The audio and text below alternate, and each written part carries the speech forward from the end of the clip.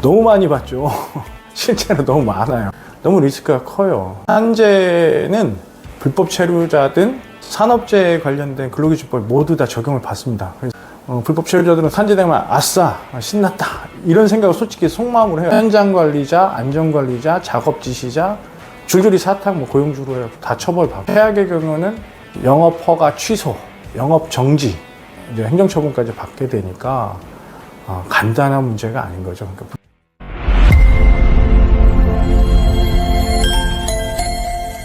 안녕하세요, 골든의 류정입니다. 오늘은 2026년 6월 23일 화요일 오후 3시에 영상을 찍고 있습니다. 오늘은 불법 체류자 외국인을 고용했을 때 발생될 수 있는 문제, 그리고 고용주는 어떤 피해를 볼 수 있는지, 또 그거를 어떻게 해결을 하고 어떤 예방책이 있는지에 대한 영상을 남기겠습니다.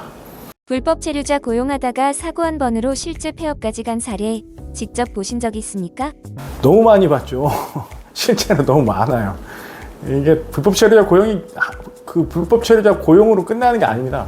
연루된 사건들이 많죠. 일단 산재가 발생됐다는 것 자체는 산업안전보건법 위반한 거고, 그리고 불법 체류자 고용한 것 자체가 일단 출입국관리법 위반이 되는 거고, 업무상 과실치상 또는 중대재해처벌법 같은 것들도 이제 저촉이 돼요. 그러니까 거의 파멸적입니다. 파멸적. 그 업체 입장에선. 근데 이제 이 심각성을 이제 사실은 모르시지는 않는데, 쓸 수밖에 없는 현실. 그러니까 이제 인력을 구하기가 너무 힘든 거죠. 제조업이나 건설 현장이나 이런 것들이 어려움들이 좀 있다 보니까 그런 상황으로 좀 전개가 되는 거죠. 불법인 걸 알면서도 사장님들이 불법 체류자를 쓸 수밖에 없는 구조적 이유는 뭡니까? 불법인 줄 알면서 쓸 수밖에 없는 경우는 산업의 구조인 거죠. 지금 우리 대한민국이 처한 기본적인 현실이죠. 특히 지방일수록 더하고 1, 2차 산업일수록 더합니다. 제조업, 건설업 이런 경우에는 지금 외국인 없이는 돌아가지 않죠. 근데 외국인을 고용하기에는 또 규제가 너무 많아요. 국내 고용도 있어야 되고 매출도 있어야 되고 그 성격에 맞는 또 비자 타입도 있어야 되고, 그런데 이제 한국 국민을 구하기가 힘들고 외국이 그 타입에 맞는 합법한 외국인을 구하는 건 또 쉽지 않고, 그리고 인력 수급을 안 하면 또 공장이 돌아가지 않는 이런 그 구조적인 문제 때문에 불법 체류자를 쓰는 겁니다. 근데 불법 체류자를 고용했을 때 이제 문제점들이 이제 너무 많은 거죠. 고용주 입장에서는 너무 리스크가 커요. 근데 당장의 어떤 이제 수익이나 오더를 해결을 해야 되니까 불법 체류자를 쓰는데, 그렇게 왔을 때 이제 폐단들이 너무 많습니다.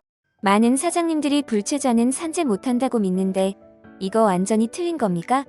그 산재는 불법 체류자든 합법으로 근무하고 있든 산업재해에 관련된 근로기준법 모두 다 적용을 받습니다. 그래서 단순히 은폐를 할 수가 없어요. 예를 들어 정상적인 보상을 해주든지, 그게 아니라면 불법 체류자라 하더라도 모든 합법적인 제도 내에서 모두 구제를 받을 수가 있어요. 심지어는 불법 체류자들은 산재 기간 동안에 지원원으로 외국인 등록증까지 부활이 됩니다. 그러니까 불법 체류자들은 산재되면 아싸 신났다 이런 생각을 솔직히 속마음으로 해요. 물론 이제 아프고 힘들겠지만 일도 안 하고 돈도 벌고 외국인 등록증은 다시 이제 살려서 고국에 한번 다녀오고 나 다시 불법 체류 해야 되겠다 이런 생각을 기본적으로 하거든요. 그러니까 불법 체류자는 아무것도 못할 것이다라고 만약에 고용주분들이 생각을 하고 있다면 그건 완전 오판이에요. 내용을 잘못 알고 계신 거고, 실제로 외국인들은 이제 그 부분에 대해서 너무 잘합니다. 이제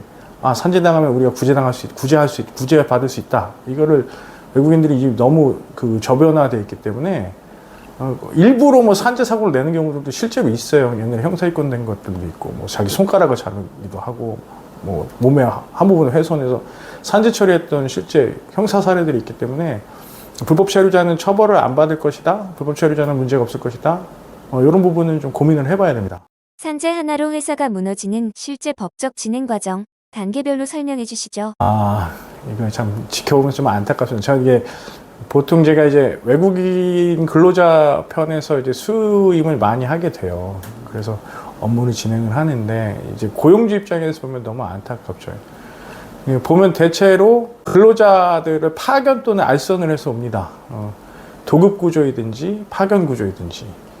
근데 이게 보면 불법 체류자는 도급을 하든 알선을 하든 뭐 파견을 하든 뭐 상관없죠. 출입국관리법 위반이니까. 산업재해를 당하면서 조사를 나오게 되죠. 노동청에서 조사를 나오게 됩니다. 근로복지공단에서 초동 조사를 하게 돼서 문제가 심각할 경우에 노동청에 다시 넘겨서 노동청 조사위원회에서 나오죠. 영업이 안 돼요. 그러면 영업으로 발생되는 영업이 안 되는 거에 대한 매출에 대한 피해. 그리고 거기 근무하고 있는 불법 체류자들이 보통 한 명이 아니죠. 그 산업재해에 대한 인원이 한 명이 아닐 겁니다. 그러면 결국은 불법 체류 인원에 대한 또 인원들이 또 이탈을 하게 되죠. 체류 자격의 활동 허가를 받지 않은 외국인들도 다수 있을 수 있고 대부분 그래요. 또 인력이 이탈한 상태에서 또 새로운 인력을 구해야 되는 인력난에 또 허덕이게 됩니다. 그 출입국관리법 위반은 노동청에서 조사가 나왔다고 해서 끝나는 게 아니고 출입국관리법 위반에 관련된 사안들은 다시 법무부에 통보가 되죠. 그럼 법무부에서 또 나와서 현장 확인하고 또 범칙금 또는 벌금형을 부여를 하죠. 행정처분도 내려집니다. 과태료나 벌금은 물론이거니와 산재 보험에 따른 산재 보상이 공단에서 근로복지공단에서 이루어지면 구상권 청구가 이루어집니다. 구상권 청구는 원청에서 하든 도급에서 하든 진행이 될 텐데 구상권에 대한 보상 책임은 산업재해 규모가 좀 크다. 그러면 작업중지 명령까지 떨어지죠. 행정처분으로. 그러면 영업이 안 돼요. 또 출입국관리법 위반에 따른 외국인 고용에 따른 범칙금만 끝나느냐? 그게 아니죠. 외국인 고용 금지가 있습니다. 1년에서 3년 정도. 국내 인력을 고용할 수는 있어도 외국인을 고용할 수 없는 경우들이 많아요.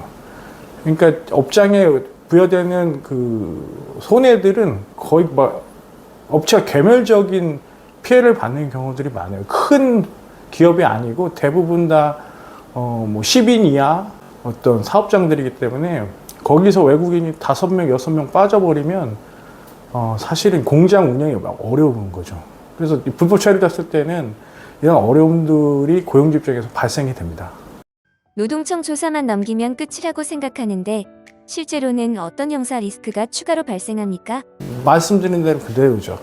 산재 처리를 해도 이제 문제는 사고가 클 경우에는 중대재해 처벌을 받기도 합니다. 그러니까 5인 이상 사업장은 이제 중대재해 처벌을 받죠. 근데 대부분 외국인 쓰는 업체들은 뭐 외국인 한두 명 쓰는 기업들은 아니니까 고용인은 5명이 넘어갈 테고 후유장애가 나게 되면 6개월 넘어가는 순간 중대재해 처벌법 받습니다. 산업안전법 위반도 되고 그 다음에 업무상 과실치상 관련돼서 현장관리자, 안전관리자, 작업지시자 줄줄이 사탁 고용주로 다 처벌받고 출입국관리법 위반 관련된 사항은 앞서 설명드린 대로 범칙금부터 시작해서 고용금지 등이 이제 부여가 될 거예요. 최악의 경우는 영업허가 취소, 영업정지 등의 이제 행정처분까지 받게 되니까 간단한 문제가 아닌 거죠. 그러니까 불법 체류됐을 때에 대한 고용주가 가져야 될 리스크들은 상당히 큽니다. 고민이 필요한 사안이에요. 이 리스크를 원천 차단하려면 처음부터 어떻게 설계해야 합니까? 그리고 사고 발생 시 합법적으로 피해를 최소화하는 대응 원칙은 무엇입니까? 출입국관리법의 기준으로 한 외국인 고용 쿼터를 유지한 상태에서 합법적인 비자를 갖고 있는 인원들에 대해서 고용을 하든지 아니면 비자 타입이 맞지 않다 그러면 이제 체류 자격 활동의 허가를 출입국부터 받은 상태에서 인원들을 고용을 해야 됩니다. 정상적으로 근로계약서도 해야 되고 4대 보험도 가입을 해줘야 되고 그런 상태에서 이제 사고가 났을 때는 모두 이제 보험에서 처리를 하기 때문에 이제 고용주가 사실은 없는데 빨리 인원을 획득하려고 하는 문제 때문에 일을 키우는 경우가 되는 거죠. 그리고 업체가 좀 규모나 매출이 좀 안정적이다고 하면 사실은 이나 고용허가제 인원이나 E7과 같은 전문직들을 이제 사업 현장에 맞춰서 이제 사실 공급을 받으면 되는데 이 절차가 사실은 상당히 까다롭고 어렵습니다. 그러다 보니까 임시 인력들을 많이 쓰는데 그거를 불법 체류자를 고용을 했을 때 파견하든 알선을 하든 그 알선 업체는 당연히 처벌을 받는 거고 원청도 같이 처벌을 받는다는 사실을 좀 주지를 해서 보급업체나 파견업체의 인력의 유형에 대해서는 반드시 신분 확인을 해서 인력이 고용될 수 있도록 조치를 해야 될 겁니다. 최근 사례를 그 예로 참고해야 할 내용이나 조언을 건넨 사항들이 있다면 무엇이며 전하고 싶은 내용은 무엇입니까? 그 사건을 좀 처리를 하면서 좀 여러 가지 감회가 듭니다. 근로자가 사고가 당했는데 사실은 고용주가 현장을 가지도 않았어요. 그러니까 결국은 불법 체류자 산재 처리에 대한 것을 이제 원청과 도급업체가 이제 핑퐁을 하다가 그냥 방치한 상태가 되니까 결국에는 불법 체류자가 이제 형사 고발과 출입구의 다단계 형태의 이제 진정과 고소 고발을 진행을 한 거죠. 아마 이제 중간에 도급업체 폐업 수준으로 갈 것 같은데 사실은 이제 외국인 근로자를 쓸 때는 당연히 뭐 합법적인 준수를 하는 것이 기업 입장에서 중요할 것이고 만약에 이제 외국인 근로자를 쓰는 거에 대한 솔루션을 좀 잘 이해하지 못할 때는 저희 같이 이제 전문가로 구성이 된 저희 업체의 컨설팅이나 자문을 의뢰하시는 것을 권유를 드립니다. 문제가 발생 시에도 은폐하거나 덮으려고 하기보다는 전문가의 요청에 의거해서 빠른 적법한 절차에 의한 후속 조치를 하든지 전문가의 컨설팅을 받기를 좀 권유를 드립니다. 바야흐로 이제 여름을 향해 가네요. 오랜만에 낮에 영상을 찍었는데 앞으로 이런 외국인과 관련된 컨텐츠를 좀 남기려고 합니다. 근로와 관련된 비자 이런 것들에 대한 의문이 있거나 궁금하신 사항들이 있으면 댓글을 통해 남겨주세요. 그러면 그 내용들을 답변을 드리고 또 새로운 컨텐츠를 제작을 해서 여러분께 정보를 드릴 수 있도록 하겠습니다. 끝까지 시청해 주셔서 감사합니다. 지금까지 골드인의 유지영이었습니다. 감사합니다.